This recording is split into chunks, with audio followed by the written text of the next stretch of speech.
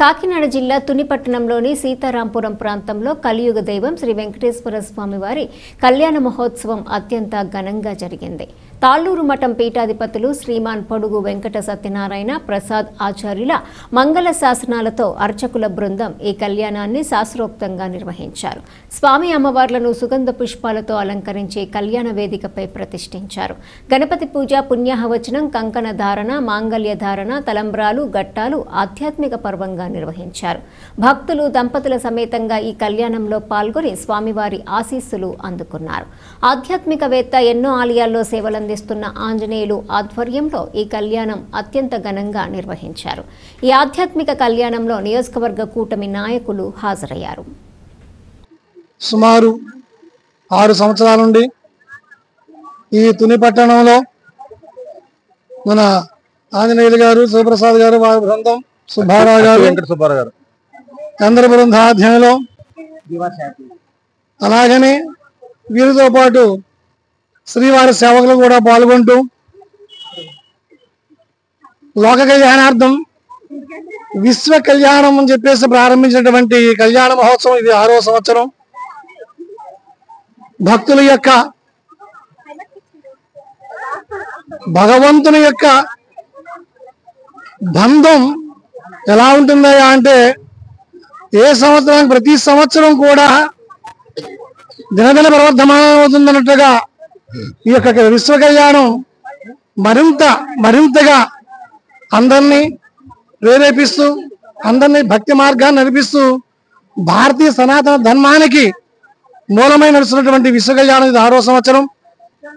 మన భాగ్యవశాన్న తెలంగాణ రాష్ట్రంలో కరీంనగర్ శ్రీ జగన్నాథ వేద పాఠశాల వారు శ్రీమాన్ జగన్నాథ విష్ణువర్ధనాచార్యుల వారు ఉభయ వేదాంత ప్రవీణ వేద పాఠశాలను వారు అనేక మంది శిష్యులను తయారు చేసి సుమారుగా 500 ప్రతిష్టలు చేసి లోక కళ్యాణార్థం అనేక కళ్యాణాలు నిర్వహిస్తూ, మేము పిలిచిన వెంటనే గత 2 సంవత్సరాలుగా కూడా నిజంగా చెప్పాలంటే ఆంధ్ర ప్రాంతంలో మన తుని పట్టణ వాస్తవుల యొక్క భక్తికి, తుని పట్టణ వాస్తవుల భక్తికి భగవంతుడు వారిలో ప్రేరేపించారు. మా యొక్క ఆహ్వానాన్ని మన్నించి వారికి ఏం చేశారు. వారు పంచాంగకర్తలు కూడా వారి ఆధ్వర్యంలో ఈ విశ్వశాంతి కళ్యాణ మహోత్సవం ఇప్పుడు ప్రారంభించబడుతుంది. అజగీయ మానవాల పరంపరలో మరి మన పొడుగు ప్రసాదాచార్య స్వామివారి యొక్క దివ్య ఆధ్వర్యంలో మరి ఇంత లోక కళ్యాణ కారకమైనటువంటి ఈ ధర్మ పరిస్థాపన కోసం ఈ కళ్యాణం జరుగుతోంది. అంటే ఈ కళ్యాణంలో పాల్గొనడం ద్వారా మన మనస్సు నిజమైన ప్రశాంతత వైపు ప్రయాణిస్తుంది. మరి సంతానం లేని వారికి విశేష యోగ్యమైన సంతానం కలుగుతుంది. అట్లాగే ధన ధాన్య సంతాన సౌభాగ్య ఐశ్వర్య వృద్ధి కోసమే కాకుండా ధర్మాన్ని నిలబెట్టేటువంటి ప్రక్రియ సదృఢంగా జరిగి మన హైందవ ధర్మపు వాసనలను మరి పరిడవిల్లే విధంగా ఈ కైంకర్యాన్ని కొనసాగిస్తున్నారు వారు. మరి ఇంకా మరిన్ని రోజుల్లో ఇంకా అద్భుతంగా ఈ కైంకర్యాన్ని సాగేటువంటి శక్తి భగవంతుడు మనకు ప్రసాదించాలని కోరుకుందాం. జై శ్రీమన్నారాయణ. భజన సంఘాల ద్వారా ఈ యొక్క కళ్యాణం 6వ కళ్యాణం జరగడం జరుగుతుందండి. ఈ తుని పట్టణ ప్రాంతంలో శ్రీదేవి భూదేవి సమేత కళ్యాణ వెంకటేశ్వర స్వామి ఆర్టీసీ కాంప్లెక్స్ లో ఉన్నటువంటి ఆ యొక్క ఆలయంలో 4 కళ్యాణాలు జరపడం జరిగిందండి. 5వ కళ్యాణం మర్లపాడు గ్రామంలో జరపడం జరిగిందండి. ఇది 6వ కళ్యాణం అండి. సీతారాంపురం రామ మందిరం ఎదురుగుండా ఉన్నటువంటి ప్రాంగణంలో ఈ 6వ కళ్యాణం జరపడం జరుగుతుందండి.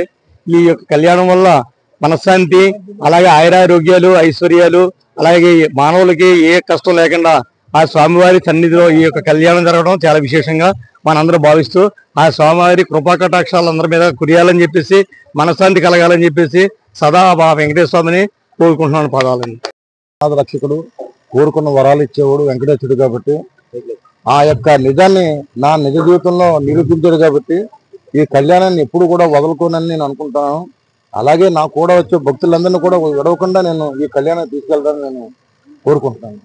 తుని సీతారాంపురం గ్రామ ప్రజలందరూ కూడా ఈ వెంకటేశ్వర కళ్యాణోత్సవం బాగా జరుపుకుంటున్నందుకు చాలా సంతోషంగా ఉంది. మేము ప్రతి సంవత్సరం కూడా ఇలాగ జరుపుకున్నామని ఆ దేవుడు ఆశీస్సులు కోరుచున్నాము.